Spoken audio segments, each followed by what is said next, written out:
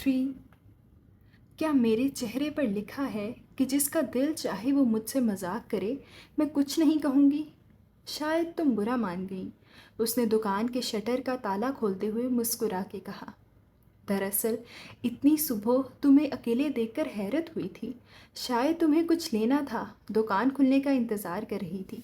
ये दुकान वैगनों के अड्डे के पास थी और वैगनों की आमदरूफ तो हर वक्त जारी रहती थी, इसलिए वो सुबह सवेरे ही आके दुकान खोल लेता था।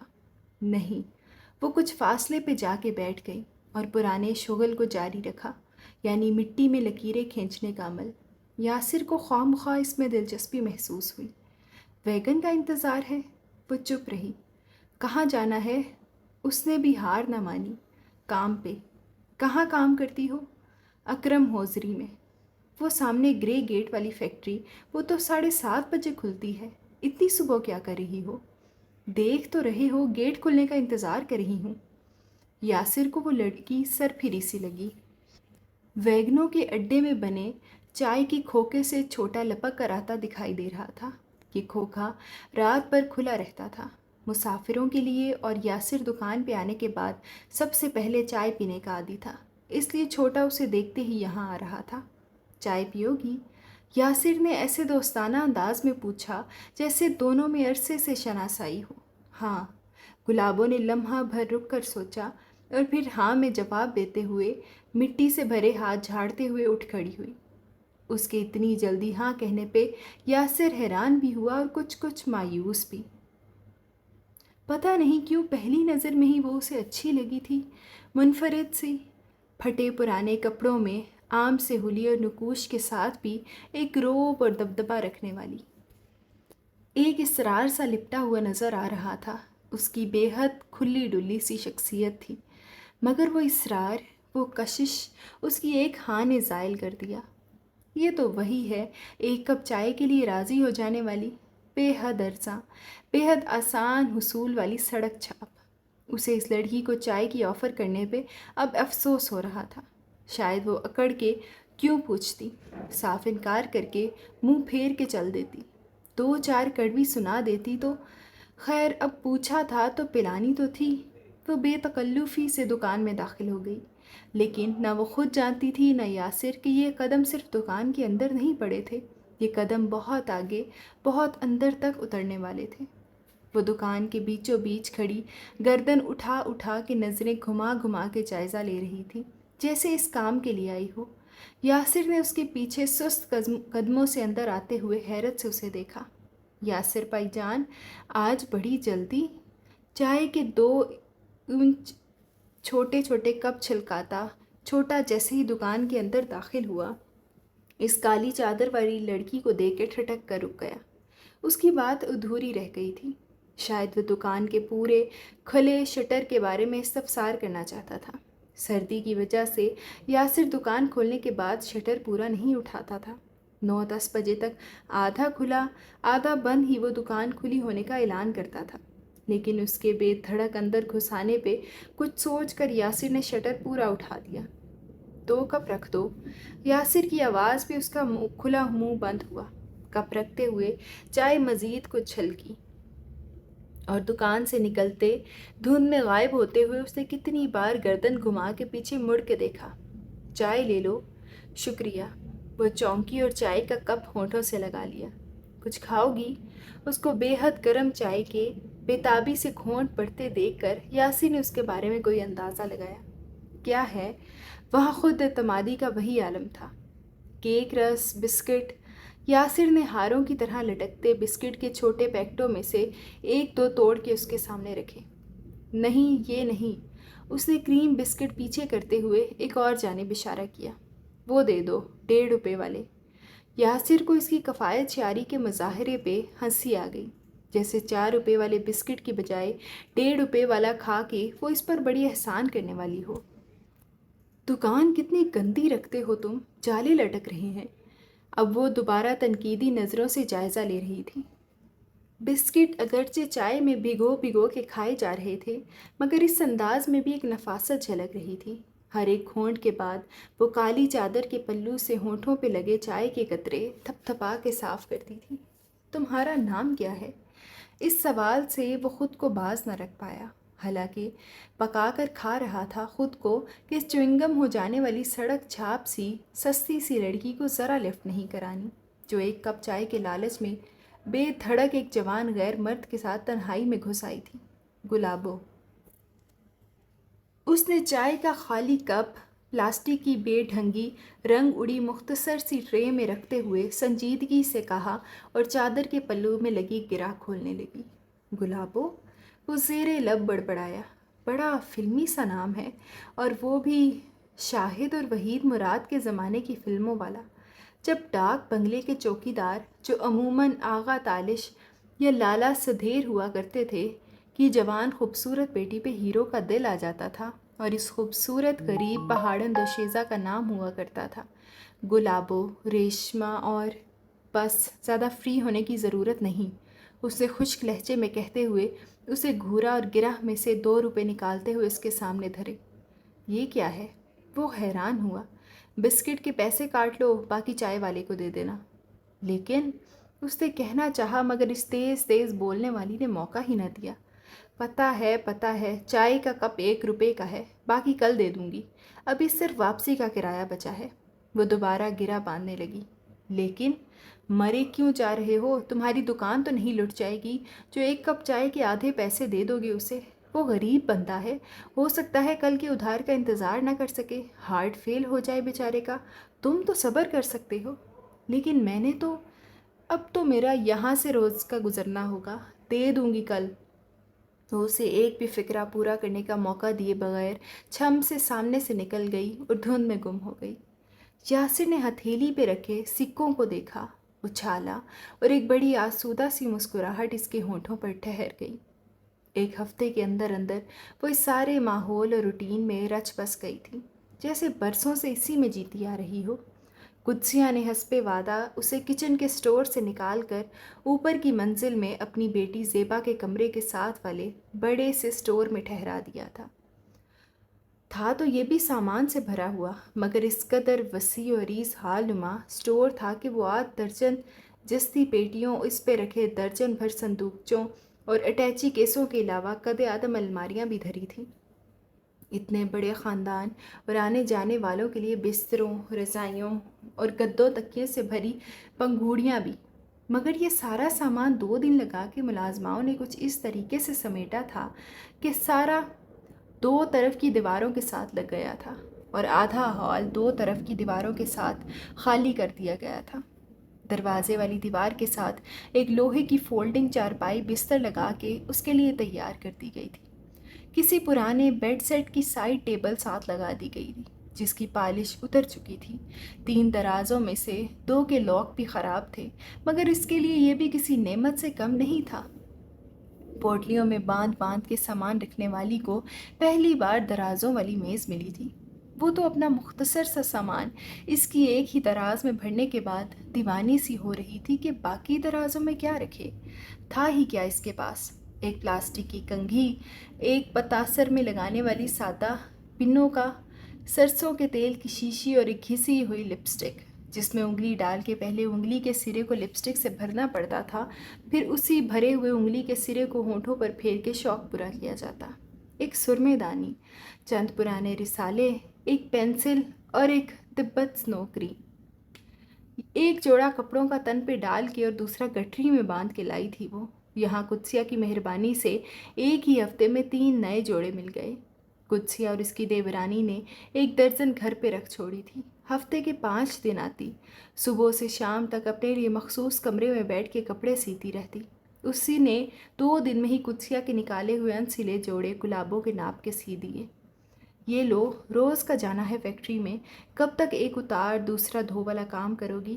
ویسے تو زرینہ کے کپڑے بھی تمہارے ناپ پہ ٹھیک بیٹھتے، تیسرے بچے کے بعد اس کے کتنے ہی نئے نکور جوڑے تنگ ہو جانے کی وجہ سے الماریوں بکسوں میں بند پڑے رہ گئے ہیں، مگر خالہ جنت نے بتایا تھا کہ تم جھوٹن نہیں کھاتی ہو اور اترے نہیں پہنتی ہو۔ گلابوں نے گردن جھکا لی، جیسے جھوٹا کھانا اور اترن نہ پہنا کوئی قبیح عمل ہو جس کی وہ مرتکب رہ چکی ہو۔ خیر اللہ معاف کرے، جھوٹا تو ہم نے کبھی کسی کو کھلایا بھی نہیں۔ ہاں، کپڑے شوق سے خود مانگ کے سب ہی لے لیتی ہیں، چلو تمہاری عادت نہیں، نہ صحیح یہ نئے لے لو۔ ان کی کیا ضرورت تھی آپا؟ میں اسے جھجک سی ہوئی۔ ضرورت تو خیر ہے، کل کو کمانے لگو گی تو اپنے پلے سے بنواتی رہنا، فی الحال احسان سمجھ کر نہیں، تحفہ سمجھ کر رکھ لو، پہلی بار گھر آنے کا تحفہ۔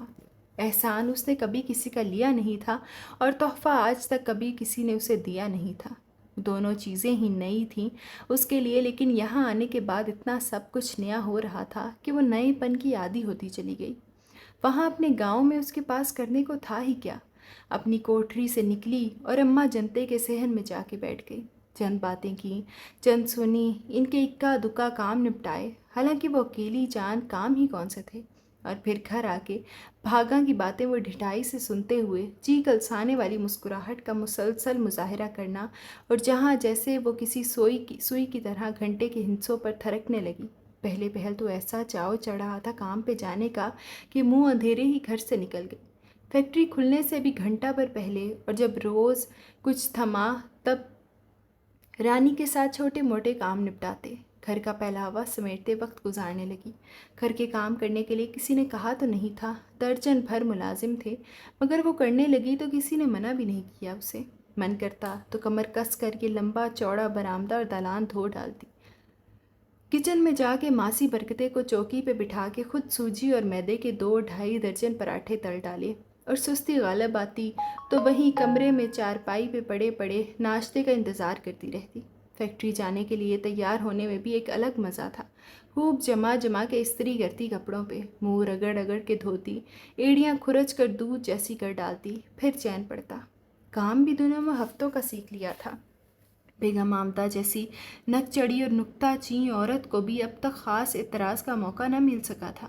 البتہ فیکٹری مالکان کے ہاں اس کی رہائش ہونے کی اطلاع ملنے پر اس کا رویہ بڑا عجیب و غریب ہو گیا تھا، گلابوں کے ساتھ، جیسے وہ اسے بڑا کچھ کہنا چاہتی ہو مگر جذبز ہو کے رہ جاتی ہو، جیسے قدسیہ کی اس خاص عنایت اسے کلسا کے رکھ دیتی ہو۔ قدسیہ کے کہنے پہ ہی اسے 1 ہفتے کے بعد ہی پیشگی تنخواہ دے دی گئی تھی۔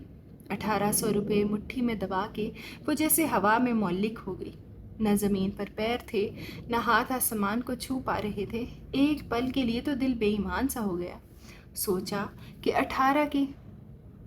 1800 اپنے پاس رکھ لے، گھر پہ ایک آنا نہ بھیجے، مگر اماں جنتے کی تاکید یاد آ گئی۔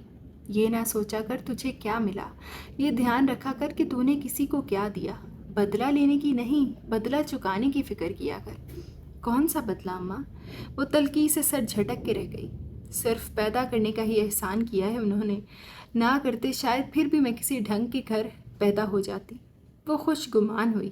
یہ بھی تو ہو سکتا ہے کہ اللہ انہیں تمہارے ماں باپ نہ بناتا تو کسی بھکاری کے ہاں پیدا کر دیتا، جو تمہارے ہاتھ پیر ٹیڑھے کر کے کسی چوک پہ مانگنے بٹھا دیتے، تو شاید جانور بنا کے پیدا کر دیتا، کتا، گیدڑ، گدھا، چیل۔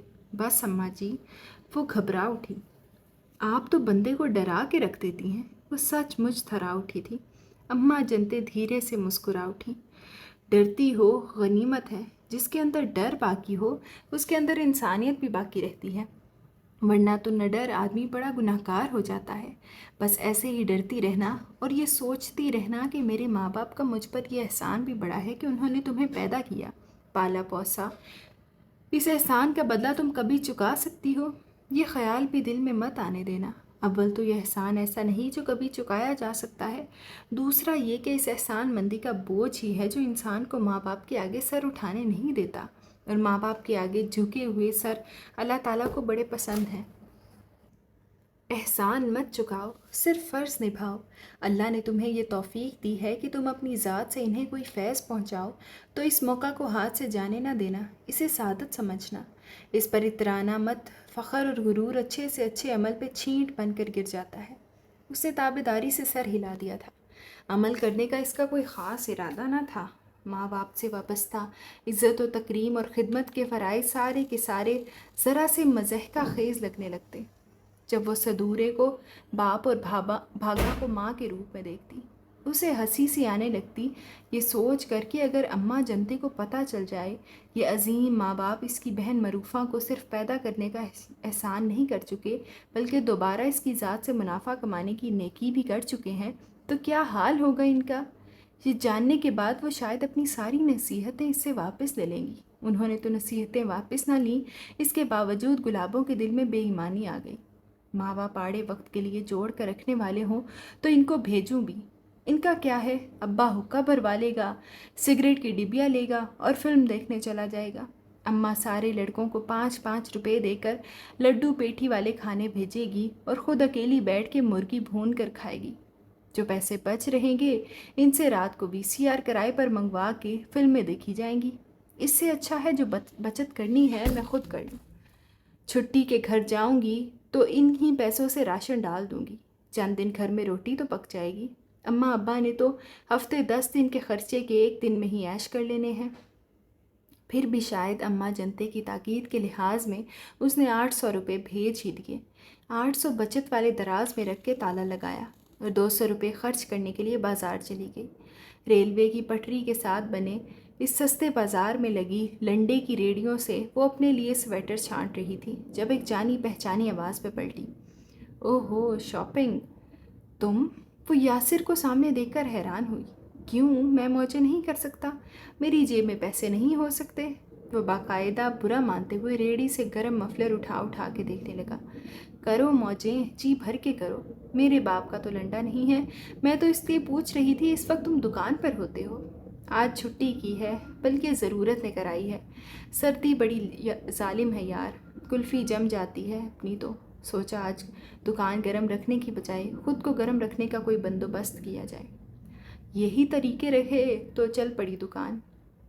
وہ استہزائیہ انداز میں بولی، تم کبھی بھی اچھے بزنس مین نہیں بن سکتے، کیونکہ کاروبار کی پہلی شرط یہ ہے کہ پہلے خریدار کی ضرورت کا خیال رکھا جائے، بعد میں تم اپنی موچی کے جوتے ہمیشہ ٹوٹے ہوئے اور درزی کے کپڑے ہمیشہ پھٹے ہوئے ہوتے ہیں۔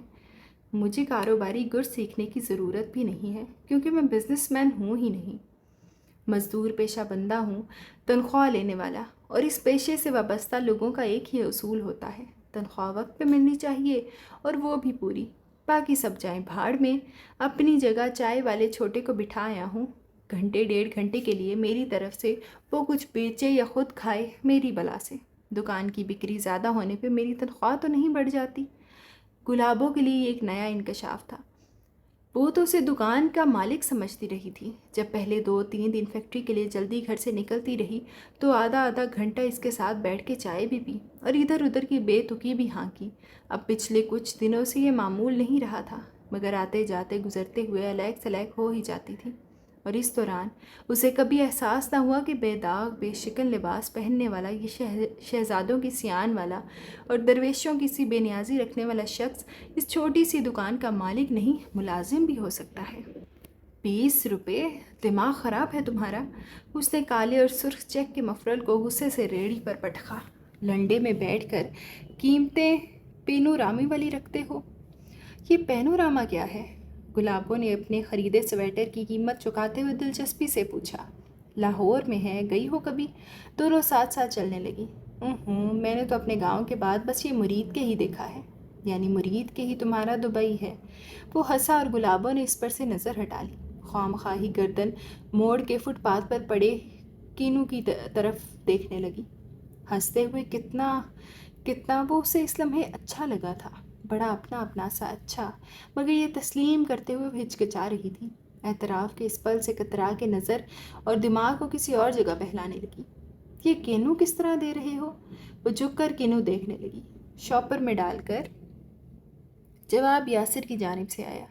وہ بھنا کے پلٹی، ہنستے ہوئے جتنا اچھا لگا تھا، طنزیہ انداز میں مسکراتا، فکرہ چست کرتا اور بھی زہر لگا۔ اسے سکون سا آنے لگا۔ شکر ہے زیادہ دیر اچھا نہیں لگا۔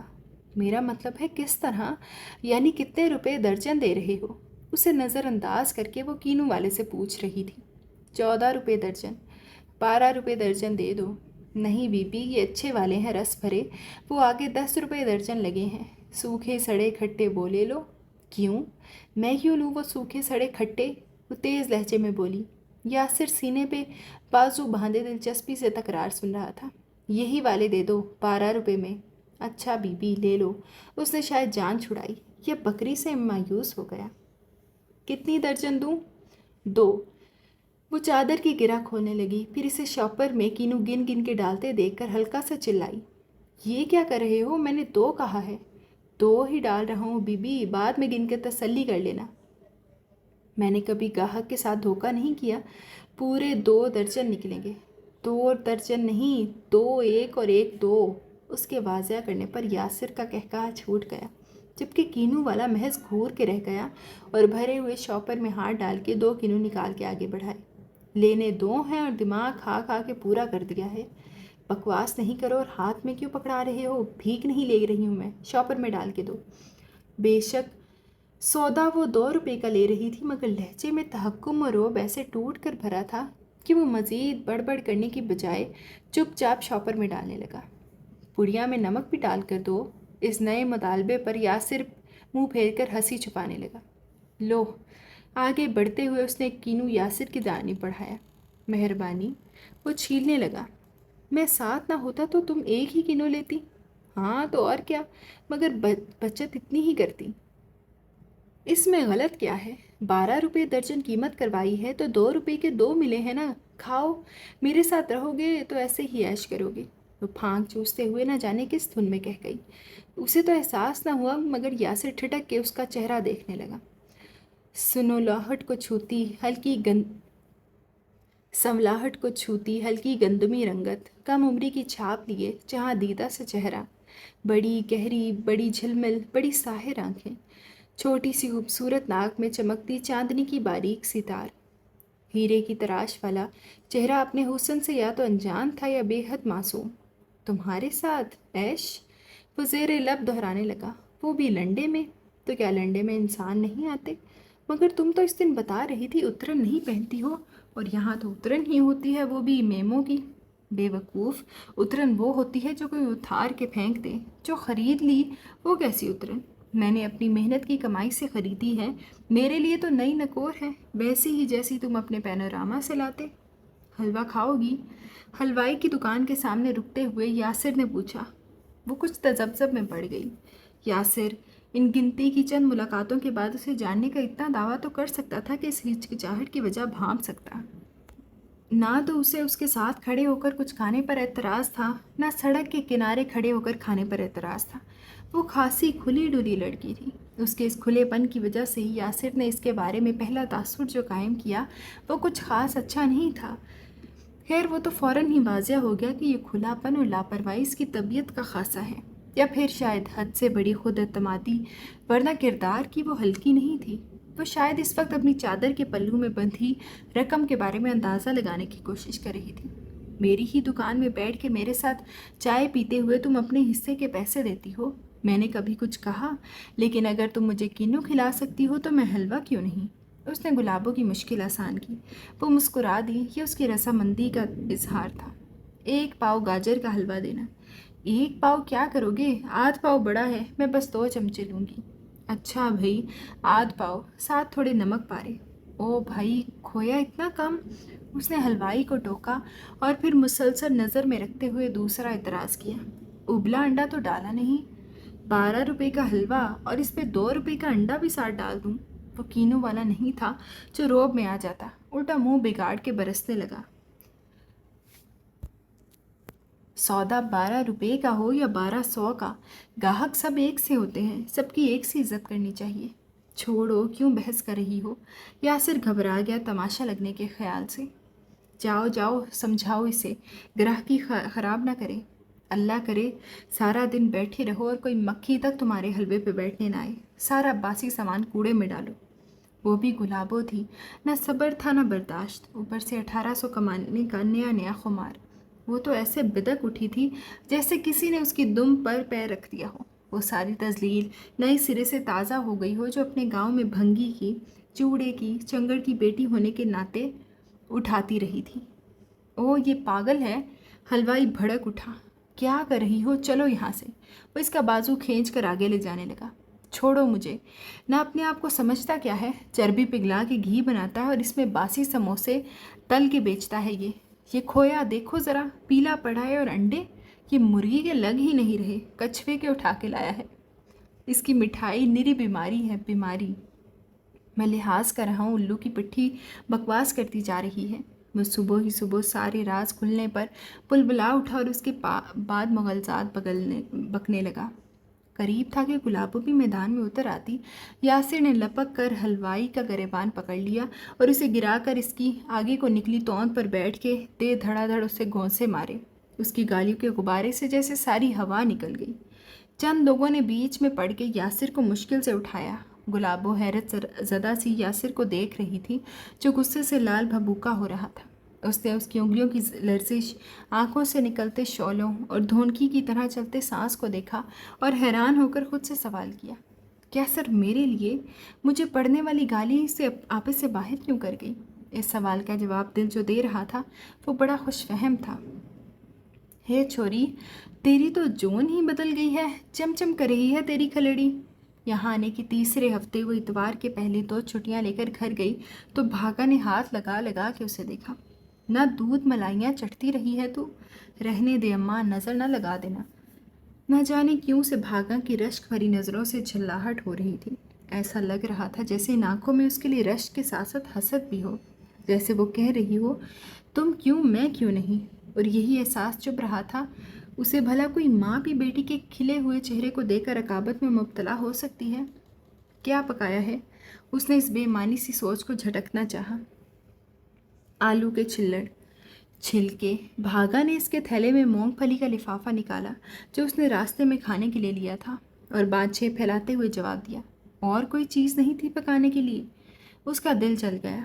یہ بھی پتا تھا کہ آلو کے چھلکے بھی ضرور کسی کے باورچی خانے کی ٹوکری خالی کرتے ہوئے مال غنیمت کے طور پہ ہاتھ لگے ہوں گے۔ مٹر کے چھلکے، ساگ، پالک اور میتھی کے بچے کچے ڈھنٹل، آلو کے اور شلجم کے چھلکے، انہیں باریک کر کے سارا نمک مرچ ڈال کر پکانے میں ماہر تھی بھاگا، اور گلابوں کے حلق سے تو وہ اترتے ہی نہ تھے۔ اب قدسیہ کے ہاں 16-17 دن تک اچھا کھانے کے بعد اسے چھلکوں کی بھاجی کا سن کر ہی ابکائی آنے لگی۔ میرے آنے کا سن کر ہی کچھ اچھا پکا لیا ہوتا اماں، اس نے بڑی حسرت سے کہا۔ ہر حقیقت سے واقف ہونے کے بعد بھی نہ جانے کیوں سے خوش فہمی سی ہو چکی تھی کہ اتنے دنوں کے بعد گھر واپسی پر اس کا بڑا گرم جوشی سے سواگت ہونے والا ہے۔ بھاگا اس کا چہرہ ہاتھوں میں لے کر اس کی آنکھوں کے گرد پڑنے والے حلقوں اور زرد رنگت پر تشویش کا اظہار کرنے والی ہے۔ صدورہ سخت لہجے میں اسے کہنے والا ہے کہ بس بہت ہو گیا، کوئی ضرورت نہیں گھر سے بے گھر ہونے کی، آرام سے بیٹھ جا، ہمیں نہیں ضرورت تیری کمائی کی۔ اور بھاگا اسے ٹوکتے ہوئے کہتی، چل بس کر صدورے، چنگی طرح پتہ ہے تجھے ڈاڈی فکر ہے چھوری کی، راتی نیندر نہیں پڑتی تجھے، پر اب تو اسے آرام نہ روٹی ٹکڑ کھا لینے دے۔ ہو رے اور پردیس میں ویلے پہ روٹی نصیب ہوتی ہے شدائن کو کہ نہیں؟ لے میری دھی، تیرے لیے گھیو میں گند کے پراٹھے بنائی ہے، اور کی بناتی، اور تجھے تو اور واہ واہ چنگا چوکا کھانے کو ملتا ہوگا، پھر بھی بھک نہیں مرتی تیری، اور پورا ٹبر روز چھلٹ کھا کے گزارا کرتا ہے۔ نار ہور میں تیرے لیے اپنا ماंس پکاتی، گل کرتی ہے۔ وہ بڑبڑ کرتی اس کے آگے تام چینی کی ٹیڑھی میڑھی سی پلیٹ پٹک کے چلی گئی جس میں کالے کالے چھلکوں کی بدنما سی بھجیا رکھی تھی۔ گلابوں کا تصور اسے باورچی خانے میں لے گیا جہاں بھاگا آج کوڑا کرکٹ اٹھانے گئی ہوگی۔ اے بھاگا، ذرا باورچی خانے کا کوڑا دان بھی الٹ لے اپنے ٹوکرے میں، اس گھر کی مالکن نے ناک چڑھا کے کہا ہوگا، اور پھر بھاگا نے الٹنے سے پہلے اسی کوڑے دان میں ہاتھ ڈال کے اچھی طرح ٹٹولا ہوگا۔ گلابوں کے تخیل نے اسے آلو کے چھلکے نکال کر رکھتے ہوئے دیکھا اور اسے ابکائی سی آ گئی اور اس نے تھالی پرے دھکیل دی۔ سفر کی تھکان تو تھی مگر اس بدبودار کوٹری میں تھکن اتارنے والی آرام کی کوئی جگہ نہیں تھی۔ وہ وہاں سے اٹھی اور اماں جنتے کے ہاں آ گئی۔ نیم کے بڑے سے پیڑ کے نیچے بچھی نواڑی چارپائی پر چت لیٹے لیٹے وہ سوچنے لگی، تم بڑی عجیب ہو۔ وہ اکثر اسے غور سے دیکھتے ہوئے کہتا تھا، صرف عجیب نہیں، غریب بھی نہیں۔ وہ انکار میں سر ہلاتا، غریب تو کہیں سے نہیں لگتی، مجھے تو لگتا ہے جیسے کسی اچھے زمانے میں بادشاہ اور خلیفہ راتوں کو پرانے کپڑے پہن کر بھیس بدل کر اپنی رعایا کا ہاتھ جاننے نکلے تھے۔ تم بھی اس پرانی سی سیاہ چادر کے اندر چھپی کوئی شہزادی لگتی ہو مجھے۔ تم اسی لالچ میں تو پیچھے نہیں ہو میرے، میں اور تمہارے پیچھے؟ میں تو یہ تک نہیں جانتا کہ تم کہاں سے آتی ہو اور کہاں جاتی ہو۔ تم آتی ہو میری دکان پر شاید میرے پیچھے۔ آخری الفاظ اس نے مسکراہٹ دبا کر کہے۔ ہاں، منہ دھو رکھو اپنا گلابو، اور تمہارے جیسے کنگلے کے پیچھے جس دکان کی روز کی بکری صرف 400 سے زیادہ نہ ہوتی ہو، اس دکان کے ملازم کو تنخواہ کتنی ملتی ہوگی؟ ایسا کہتے ہوئے وہ کتنی بے دردی سے اپنا دل کو چلتی تھی، مگر کرنا پڑتا تھا، اس کے خواب تو بڑے اونچے تھے۔ ان خوابوں میں آنے والا کوئی ایرا غیرا ایسا ویسا نہیں، کوئی شہزادہ، کوئی نواب تھا، اور وہ یاسر۔ بے شک اس کے انداز، طور طریقے، اس کی بے نیازی، اس کی اکڑ فو، اس کا لب و لہجہ سب شاہانہ تھے، مگر وہ تھا تو ایک عام سا بندہ۔